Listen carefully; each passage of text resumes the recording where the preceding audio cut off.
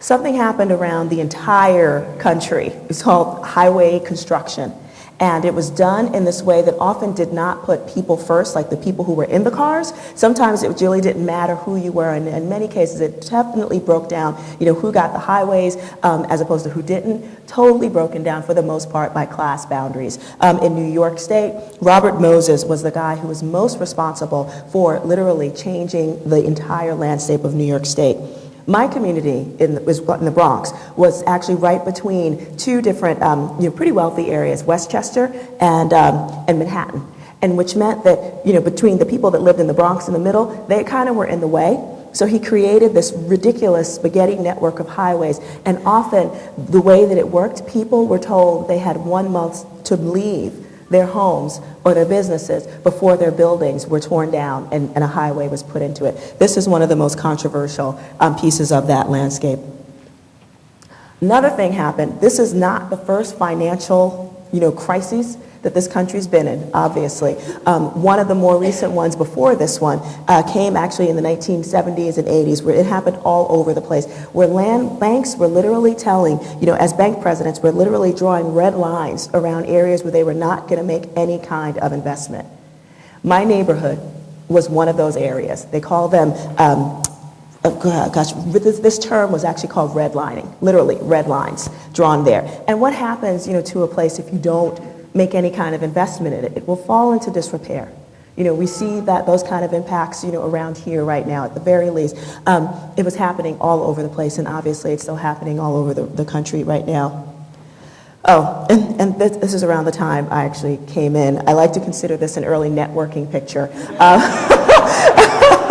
I'm on the phone with Santa Claus. I've got the Easter Bunny here. He says I've been a really good girl, so, pay attention. Sometimes he listened, sometimes he didn't. So there you go. But this is what I grew up with. Landlords, remember the redlining, financial disinvestment. Landlords often found it more profitable to have their buildings torched to collect insurance money than try to wait for any kind of investment that they knew wasn't coming.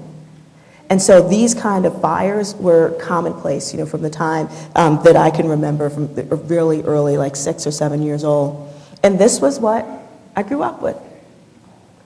And I remember hearing stories about this being, the South Bronx being, compared, because of the crime rate, because of, all of the bombed out buildings, with Beirut, because at the time they were in a civil war at the time. And I was like, but there's no war going on in my neighborhood, but it felt like it was.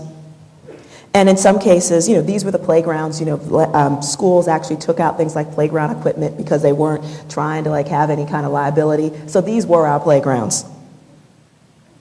But the area did in fact resemble a war zone sometimes, and that was simply because, there was all the things that made folks not want to be in a community were there as well. My brother, who had served 2 different tours in Vietnam, came back only to be gunned down in the neighborhood next door to ours.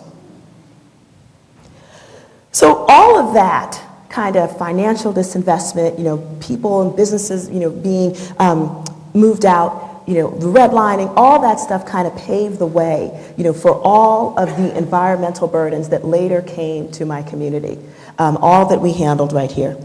So I am an environmentalist, and the kind that I do is called environmental justice. And it simply means that no community should have to bear the brunt of lots of environmental burdens and not enjoy some environmental benefits. It's a really simple, beautiful idea. However, right now, as unfortunately as it always has been, race and class will tell you exactly where you can find the good stuff, like parks and trees, and where you'll find the not so good things, like the things that you see here and will find in my neighborhood, waste facilities, power plants, things of that nature. And so these aren't just nasty things to look at or to smell even. These things also have some serious impacts on your health. One of the most horrible things that we found out just a few years ago that we kind of knew but didn't really know for sure was the fact that Columbia University did this study that showed conclusively that fossil fuel emissions, or being in close proximity to fossil fuel emissions actually causes learning disabilities in young children. And we know in this country, poor kids who do poorly in school have a better chance of going to jail then on to higher education. So thinking about all that kind of stuff really made me think of, well, where has our country gone? I mean, we used to be this nation of producers. We used to make stuff. I mean, this part of the country, in particular, my part of the country, we made things. We were producers. But instead, we've become a nation of consumers. And all of that consumption is really fed and supported by the fossil fuel economy. And it makes the point as well, that we've even built the infrastructure, of our cities and our country to make sure that it's easy and supportive of that fossil fuel economy. Now, the issue around that is not that necessarily oil is a terrible, terrible thing. It serves a purpose, obviously. But the goals of the fossil fuel economy and all that it rests on, because if you really thought about it, if by chance we had built all of the infrastructure of it, the power plants, the waste facilities, the oil refineries, all of those things, in wealthy communities as quickly as we did in poor ones, we would have had a clean and green economy a long time ago. But we didn't. And so I'm not saying that, it's not that it's a terrible thing. It served a purpose, but now we know better. We can do better, and that's called the green economy. And so I just want to connect you guys a little bit more to just making sure that everybody understands just how close we all are in this. And again, unlike the environmental justice movement is such a really powerful thing because it does cross over an enormous amount of people. So why am I showing you pictures of mountains?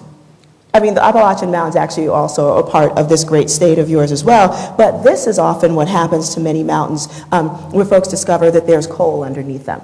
They literally chop the top of them off, all for a few years' worth of coal. And I show you these pictures of these trucks because they're almost 2 stories tall. And the old romantic image of coal mining, where there's a bunch of guys going down into the mine, that's gone. This takes, that whole mountain took basically a couple of 24 or so men and a few months to literally just get rid of that. And I show you this picture because this is, so whether it's the burning or the extraction, part, anybody who has to deal with this is going to suffer. This was once the homeland, the ancestral home of some friends of mine, dear friend of mine named Judy Bonds, and she, 8 generations, as far as she knew, were born and raised and lived on what was that mountain.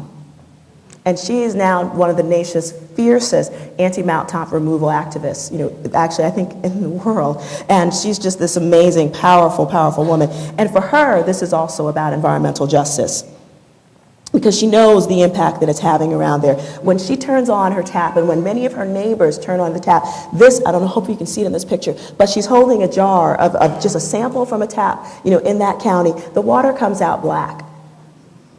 There are all sorts of cancers and everything associated with these kind of issues, where she is, again, on the extraction side. On the burning side, what are we dealing with? The respiratory issues, in particular asthma and other types of problems like that. We also know, without a shadow of a doubt, that obesity and diabetes are also related and exacerbated by environmental conditions as well. So we want to bring that home, that it is about what are we doing, whether we're powering our cities and our countries and everything else, what are we doing in a way that reminds us that there's more that we can look forward to. And so when Judy and I first met, we swapped T-shirts, right? And so mine is Green the Ghetto, yeah, because that's what we do. And the back of I don't know if you can see it, it says Stop Mountaintop Removal, but the back of it says Save the Endangered Hillbilly. And I gotta tell you, if a homegirl and a hillbilly can get it together to be on the same page and know that environmental justice is what is going to bring us the kind of communities that we want to live in, then I think anybody can. So from South Bronx to Cleveland, all right, I'm with you people. But just to let you know, it's I did not grow up thinking I was going to be an environmental justice activist. Never occurred to me. I actually wanted to be the female Spike Lee.